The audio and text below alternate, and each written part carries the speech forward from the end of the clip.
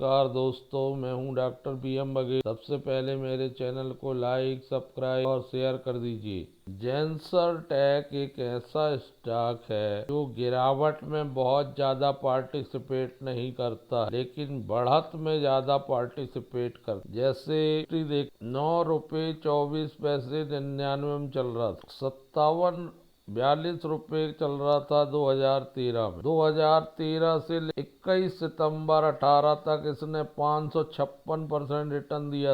लगभग 68% टूट गया था 2020 जब कोरोना का समय चल रहा था, लेकिन इसने फिर वापसी दिखाई, 522% रिटर्न दिया, 547 तक गया।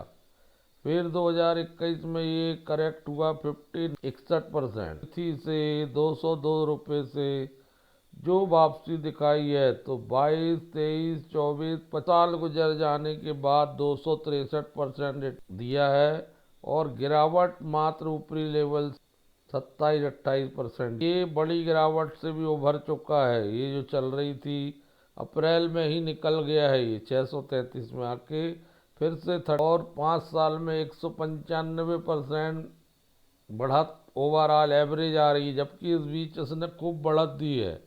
मैक्सिमम 7,449% की बढ़त। तो मुझे लगता है कि अब बुरा दौर लगभग गुजर चुका। जेंसर टेक्नोलॉजी का Q3 का रिजल्ट भी आ चुका है। को बाजार गिरा था तो ये 3% गिरा भी है। 3 ऊपर खुलने के बाद 733 रुपये में खुला था और क्लोजिंग आई है, लेकिन 700 रुपये के आस 2.43% गिरा है।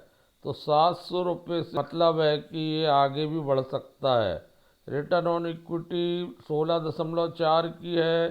रिटर्न ऑन कैपिटल एम्प्लॉयड 21.3 का, 2 रुपये की फेस वैल्यू, 21.1 का पी, 16,028 करोड़ की बढ़िया मिड कैप श्रेणी की कंपनी। 185 रुपये 1 वीक का हाई है, 536 रुपये भी सुधरेगा। सबसे पहले पार्टिसिपेट करने वाला स्टॉक जेंसर टेक्नोलॉजी रहेगा, क्योंकि अधिकांश ट्रेडर इन्वेस्टर सब इसको जानते हैं और जीरो डेप्ट कंपनी। मुझे ऐसा लगता है कि 700 रुपये का स्ट्रिक्ट स्टॉप लॉस लगा इसको देखा जा सकता है। दूसरा तरीका यह है कि अगर ये 700 रुपये को भी तोड़ दिया तब भी 10-10 करके इसको इकट्ठा किया जा सकता है, क्योंकि एक दिन की ही रैली में ये निकाल सकता है। अच्छी आय कंपनी दर्शा रही है। 1430 करोड़ का मैं जो पिछले क्वार्टर में 1421 करोड़ की थी,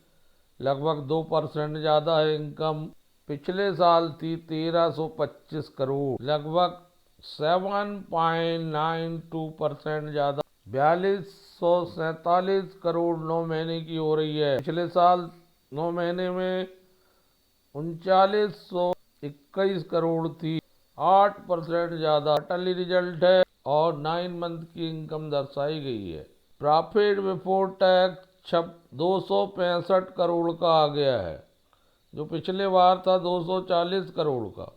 पिछले साल था 210 करोड़, 10.41% ज़्यादा है। % Year two year net PBT ज़्यादा है दोस्तों कि 10% क्वार्टर टू क्वार्टर ज़्यादा है। फिर हम नेट प्रॉफिट की बात करते हैं तो 199 करोड़ का नेट प्रॉफिट है, जो पिछले बार 182 करोड़ का था, जो पिछले साल 159 करोड़ का था। क्वार्टर टू क्वार्टर लगभग 10.97 आ रहा है। ईयर टू ईयर देखते हैं 24.8% नेट प्रॉफिट ज़्यादा है।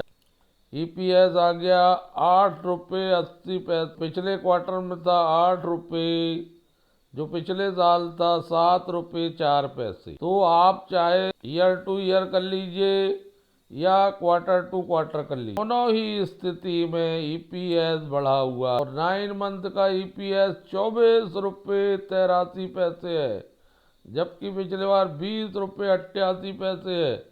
4 रुपये EPS का बढ़ना बहुत मायने रखता है दोस्तों। 2 रुपये की फेस वैल्यू में। सेगमेंट की बात करें कि ये कंपनी करती क्या है, ये कंपनी करती है डिजिटल एंड एप्लीकेशन। दूसरा है क्लाउड इंफ्रास्ट्रक्चर एंड सिक्योरिटी में इसके खर्चे होते हैं। जीरो डेप्ट कंपनी और ये रखने वाला स्टॉक है। सिप मोड में 10-10 इकट्ठा करने वाला स्टॉक है। NSE BSE दोनों में लिस्टेड है। 5,65,176 ट्रेड हुए हैं। 20 दिन में 4,56,000 थे। क्वार्टर टू क्वार्टर 4 क्वार्टर से रेवेन्यू बढ़ रही है। 20 DME के ऊपर चल रहा है। म्यूचुअल फंड को बहुत भरोसा है। 23.12% हिस्सा म्यूचुअल फंड के, 11.8% हिस्सा FII के पास है। पब्लिक के पास मात्र 11.66 है। 4.41 इंस्टीट्यूशनल इन्वेस्टर हैं। 49.01 प्रमोटर हैं। कोई प्रमोटर प्लेजिंग नहीं है। एंटी Mindtree, Wipro, TCS, Infosys, HCL tech के टक्कर की बियर्स में कंपनी है। डिविडेंड दिया है ₹2.40। 29 जनवरी 2026 को टारगेट डेट है। और पहले 2010 में 1:1 के रेशो से बोनस भी देने की हिस्ट्री है।